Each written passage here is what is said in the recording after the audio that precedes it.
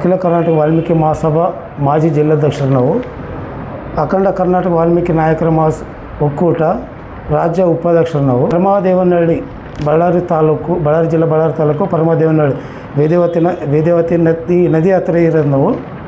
ಕೃಷ್ಣರಾವ್ ಆಂಧ್ರದ ಮೂಲದ ವ್ಯಕ್ತಿ ಅವರು ಇಲ್ಲಿ ಎರಡು ಬಿಟ್ಟು ಅಸುಂಡಿ ಯಾಳ್ಪಿ ಎರಡು ಬಿಟ್ಟು ಅಲ್ಲಿ 2023 ಸ್ಟಾರ್ಟ್ ಮಾಡ್ಯಾರ ಸರ್. ಅಲ್ಲಿ ಅವರು ಅಲ್ಲಿ ಸುಮಾರು ಏನಿದ್ರು ಕೂಡ ಒಂದು 30 ಅಡಿ ಆಳವಾಗಿ ತೋಡಿದಾರೆ ಅಲ್ಲಿ 30 ಅಡಿವರೆಗೆ.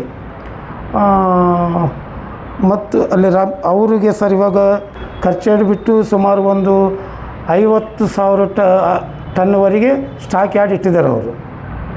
ಅವರಿಗೆ ಈಗಾಗಲೇ DMG ಅವರು 8,60,77,920 ರೂಪಾಯಿ ಅವ್ರು ದಂಡ ಹಾಕಿದ್ದಾರೆ.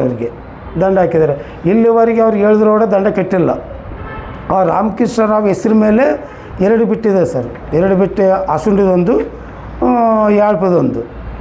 ಇವು ಆಲ್ರೆಡಿ ಖರ್ಚಾಡಿಬಿಟ್ಟು ಸ್ಟಾಪ್ ಮಾಡಿದ್ದಾರೆ DMG ಅವರು. ಅದೇನು ಪೆನಾಲ್ಟಿ ಕಟ್ಟಿನೂ ಸ್ಟಾರ್ಟ್ ಮಾಡಿರಿ ಅಂತೇಳಿ 8 ಕೋಟಿ ಚಿಲ್ಲರದು. ಇದು ಆಲ್ರೆಡಿ ಇವರು ಹೆಸರು ಅಸುಂಡಿದು ಯಾಳ್ಪಿದು ರಾಮಕೃಷ್ಣ ಹೆಸರು ಮೇಲೆ ಇದ್ದರೂ ಕೂಡ ಅದನ್ನು ಭೈರವಂಗೆ ದಿನ 106 ಟ್ರಿಪ್ ಓಡಕತ್ತಾರ. ದಿನ ಕೋಟನ್ಗಟ್ಟಲೆ ಆಗರಣದಲ್ಲಿ ಮರಳು ಓಡಕತ್ತಾರಲ್ಲಿ.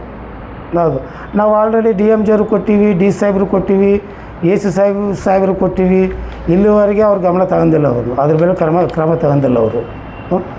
ಇವಾಗ ನೆಕ್ಸ್ಟು ನಾವು ಏನು ಮಾಡ್ಬೇಕಂದ್ರೆ ಸರ್, ಮತ್ತು ನಾವು ಅಲ್ಲಿ ಬೆಂಗಳೂರು ಲೋಕಾಯುಕ್ತರಿಗೆ ಅಲ್ಲಿ ಹೈಕೋರ್ಟ್ ಮುಖಾಂತರದಿಂದ ನಾವು, ಯಾಕಂದರೆ ನಮಗೆ ಜಿಲ್ಲಾಡಳಿತ ನಮಗೆ ನಂಬಿಕೆ ಇಲ್ಲ. ನಮಗೆ AC ಸಾಹೇಬ್ರ ಮೇಲೆ ನಂಬಿಕೆ ಇದೆ ಸರ್. ನಮಗೆ AC ಸಾಹೇಬ್ರ ಮೇಲೆ ನಂಬಿಕೆ ಇದೆ.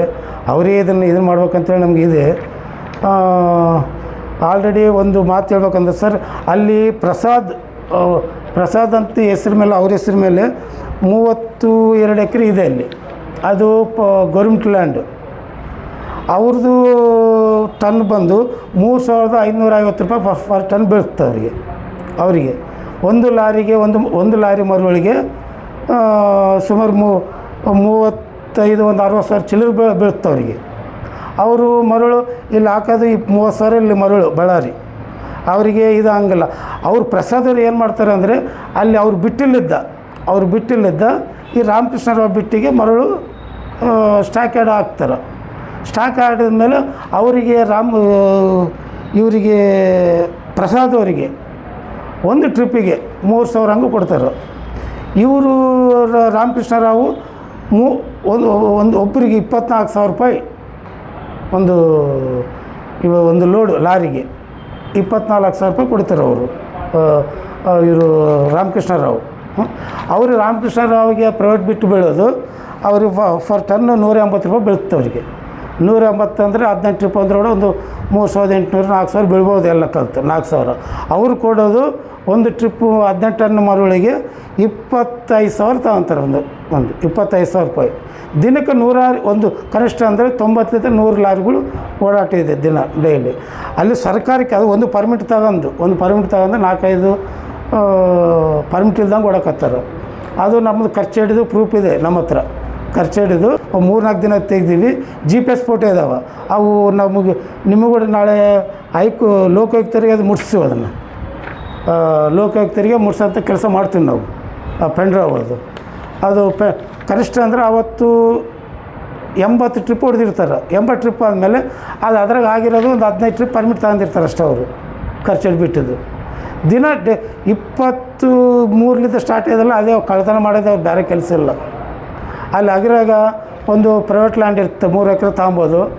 3 ಎಕರೆನಾಗ ಕೋಟಂಗಟ್ಟಲೆ 3 ಎಕರೆ ತಗೊಂಡು ಕೋಟಂಗಟ್ಟಲೆ ಮರಳು ತೆಗೆಯೋದು. ಅದು ಸರ್ಕಾರದ ಇದೆ ಅಲ್ಲ ಅದು. ಅದು ರೋಗಪ್ಪ ಅಂತೇಳಿ ಕುಂಟ್ನಾಳು 3 ಎಕರೆ ತಗೊಂಡಾರ. 3 ಎಕರೆ ತಗೊಂಡು ಅದನ್ನೆಲ್ಲ ತುಂಬಿ ಮತ್ತು ಮಣ್ಣು ಮುಚ್ಚಾರ ಅದನ್ನು. ಮತ್ತು ಅಸುಂಡು ಒಂದು ಶ್ರಮ ಅಂತೇಳಿ ಅವ್ರದ್ದು 3 ಎಕರೆ ತಗೊಂಡಾರ. ಅವ್ರದ್ದು ತೆಗೆದು ಮಣ್ಣು ಮುಚ್ಚಾರ. ಇವಾಗ ಇವ್ರದ್ದು ಬಂಪರ್ ಜೋನ್ ಅಂತ ಬರ್ತಾರೆ. ಅದು ಕನಿಷ್ಠ ಅಂದರೆ